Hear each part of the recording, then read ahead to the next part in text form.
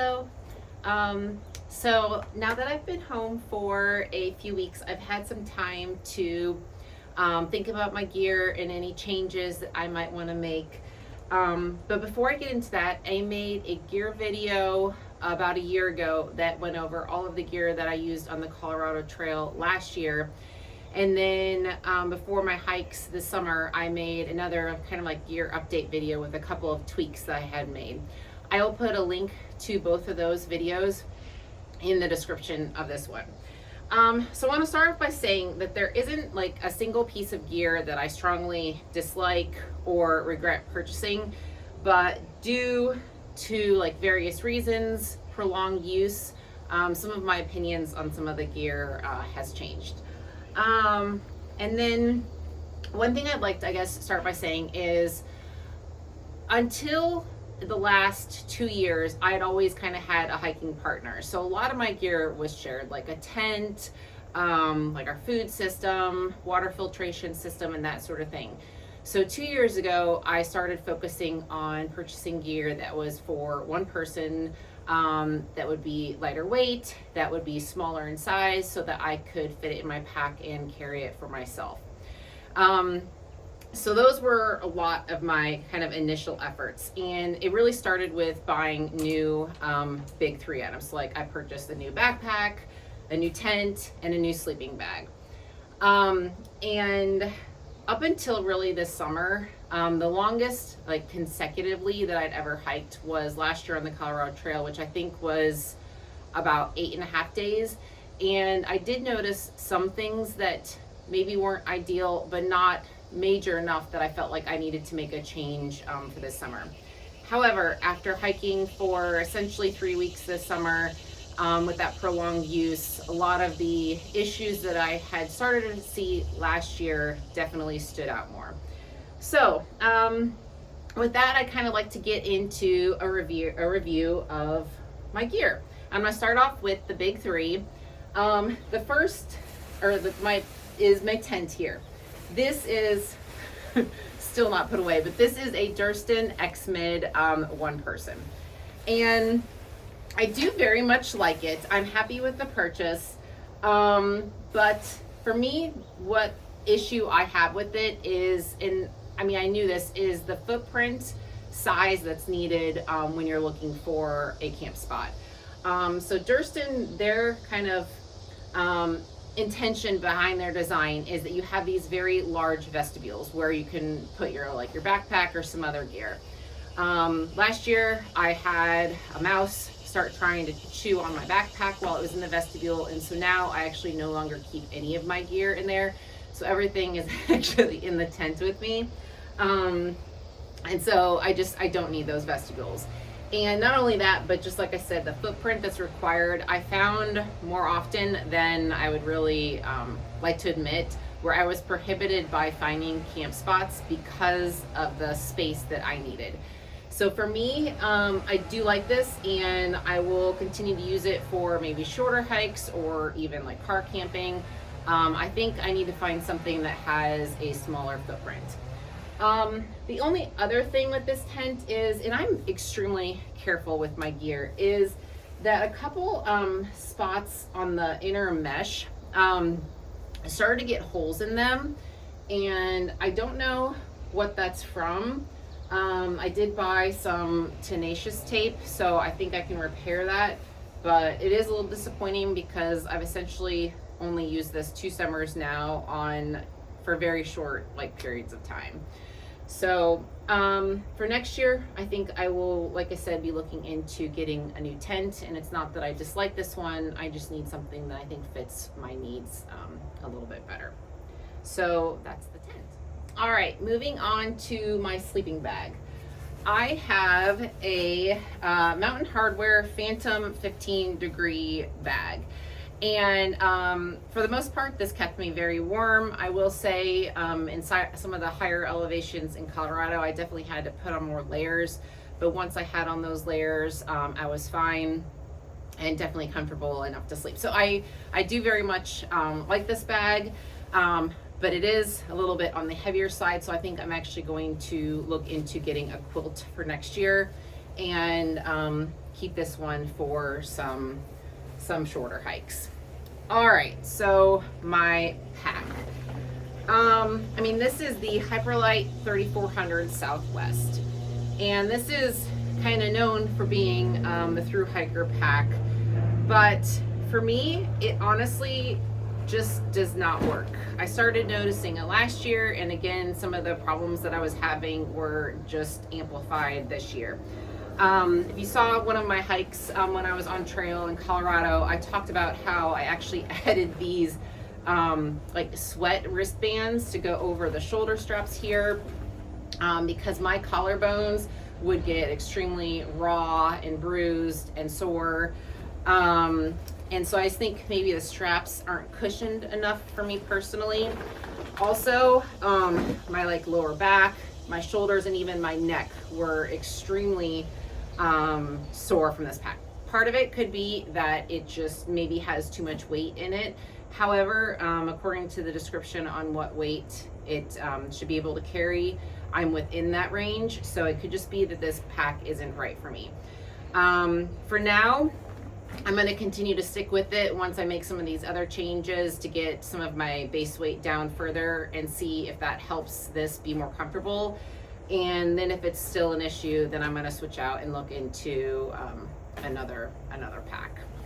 All right, so for the remainder of my sleep system, if you watched the gear update video that I made this summer, the biggest change that I had made was moving to this closed foam pad here. This is the Thermarest Z-Lite. This is actually a short length. I'm not a short person. I'm almost 5'8", but I was like, if I can save a couple ounces by getting a short, I'm gonna do it. If I'm gonna go this route, I might as well commit. And to be honest, I was surprisingly very, very happy with this. I will definitely use it again. And yeah, the only potential issue I see is you kind of see in the center here, you can even kind of see how it bows out on the sides. It did start to get compressed from having it on my pack, and I don't know if that's going to be an issue with comfort longer term. So it could be that this is something that I would have to replace periodically, which I don't love from like a cost perspective or a sustainability, but for now, I definitely like this. For reference, what I had used for many, many, many years is this old Thermarest blow-up pad, kind of a tried and true. It's a Neo Air. It's a little bit heavier, which is why I ultimately went with the closed foam cell for this year. This is a great pad. It's just, I opted to go that route in order to save weight. Another piece of gear that I'm still very happy with is my pillow. This is an Outdoor Vitals ultralight, and you can blow it up in like 3 breaths, and it's just very soft material, and it doesn't really tend to slide around much in my pad or my sleeping bag here because I've got the hood. If I do go to a quilt someday, that might be an issue, but for now, I really like it. Yeah, I guess one other thing to comment on in regards to my pad here is due to the fact that you're not sitting off the ground very far, I never had any issues with like wanting to slide off, like if my camp spot was slanted quite a bit. So that's another thing that I really like, because with the blow up pad here, there were times where I would just be catching myself sliding throughout the night if that camp spot wasn't completely flat. So yeah, so that is my sleep system. All right, so moving on to the rest of my shelter system, which is not much, is my tent stakes. So again, I talked about this in my gear update video earlier this summer, but the tent stakes that came with the Durston just did not hold up, and so I went with the MSR Mini Groundhogs, and these were perfect. I loved them. I will continue to use these no matter what tent I have, and yeah, they're great. So no complaints there. All right, so cook system. Let's start off actually with water. So I use the Sawyer Mini Squeeze. I love this. It's great. No complaints. for now, I will continue to go this route. The only thing that might change that is how I go about kind of capturing my water. So I've currently been carrying these Canuck or Ceanock, I think maybe it's pronounced Canuck bags. These are 2-liter bags, and I've actually been carrying both bags on my trips, and even on the longest water carries, I would only ever fill up one of these bags. So for me, I think what I'm going to do is just drop weight a little bit by bringing only one, and if I have to, just like drink a bunch of water at a water source if I'm worried about water. The only issue with this water filtration system, and it's not a major one, is there were a couple times where if the water source is very shallow, I was not able to get a good enough angle with these bags here in order to kind of scoop that water. So sometimes I would only be able to fill it up a little bit and have to continue to do that over and over. So that is one drawback of these bags. Sometimes people will have a little bit of better luck with some other products, but again, for now, I'm very happy with these and I will continue to use them. All right, so my stove. So I used the Jetboil Stash. I like how compact it is. I mean, you can fit everything inside, your fuel, the stove, everything is nice and compact in here. However, I think I'm actually going to make a drastic change. I'm actually considering going cold soaking. For me, at the end of the day, food is just something I do to get calories in myself. I'm never actually enjoying the meal that I'm eating. All I'm literally doing is using this to boil water once a day, and it feels like it's something I can forego and just go the cold soaking route. If I just am trying to get calories in, doesn't matter if it's warm or not. So I think I'm gonna try that on my next trip, and if I'm okay with it, great, I'll continue that. If not, I can always go back to this. If I really want a stove, there's also lighter weight options that I could consider. So we'll see how things go. But for now, I'm considering going cold soaking. If I was doing like the Pacific Crest Trail or like a long trail like that, I don't know that I would commit to cold soaking the whole time, but for the length of hikes I do, just a couple weeks at a time, why not? I'm gonna try it. So that is my stove. And the last thing here is my bear vault. To be honest, I'm not ready to give this up. This is a BV 475. I can easily fit 6 days of food in it. For me, this is a peace of mind. It makes things so much easier at the end of night, just to get all of my smellables in here and put it away from camp. I don't have to worry about finding a tree to hang. I don't have to worry about if I have an air sac and something ends up getting my food. So for now, I'm going to continue to use this. One thing I did kind of decide is that maybe I need to stop carrying so many days of food, however, and work on actually resupplying my food more often. And so that would kind of essentially help with the weight as far as food goes. Moving back to my pack, the only other piece of gear that I wanted to comment on is this shoulder pack. So this was new this year. Last year I had used a fanny pack and it was great. I loved, having easy access to everything. But not having that around my waist this year was actually really nice. And having the phone easy access here, I never actually had to close it unless I was concerned about falling or something and I was worried maybe it would fall out. So it was always open, so I could easily get my phone out if I wanted to take a photo or do a recording.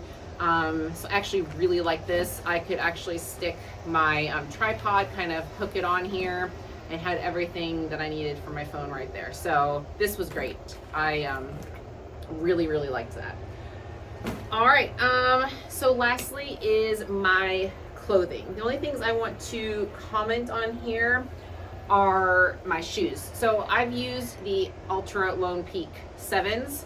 I actually ordered a couple pair of these before they were completely discontinued or you couldn't find them anymore because I like the 7s a lot. I know there were a lot of complaints with the 8s. This pair was brand new right before this trail, or this hike, I'm sorry. And I will say early on, they started falling apart pretty quickly.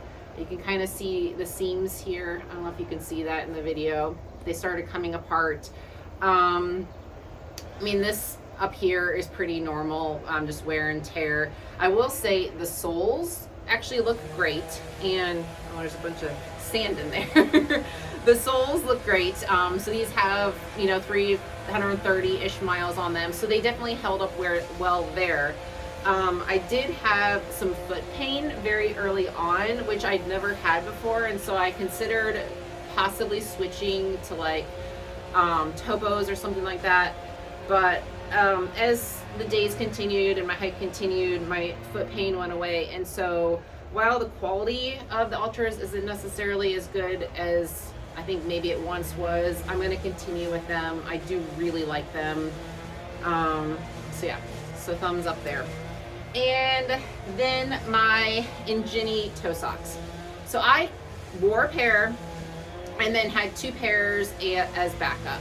And I swear by Injinis, I definitely think they help prevent blisters. But they also don't necessarily last well. If you see here, I don't know if you can see it in the video, but I got holes in a couple toes on both pairs, like the main pairs of socks that I wore. So they will have to be replaced, but I'm going to continue with these socks until I find a better option. And I'm sorry about all the noise. Hopefully you can hear me. So, all right, the last piece of gear here that I kind of forgot to talk about is my Porta wipes.